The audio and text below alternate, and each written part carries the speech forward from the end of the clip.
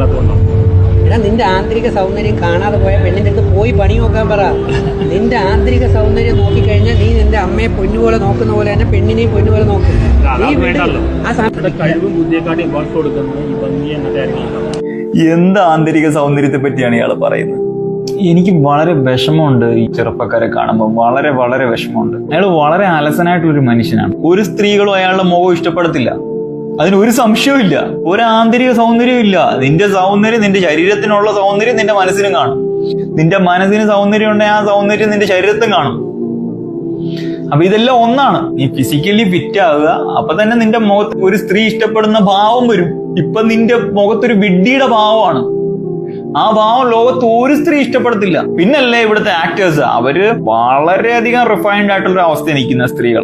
അവരുടെ സ്കിന്നും അവരുടെ ഫിറ്റ്നസും അവരുടെ അപ്പിയറൻസും അവരുടെ കമ്മ്യൂണിക്കേഷൻ സ്കിൽസും എല്ലാ മേഖലയും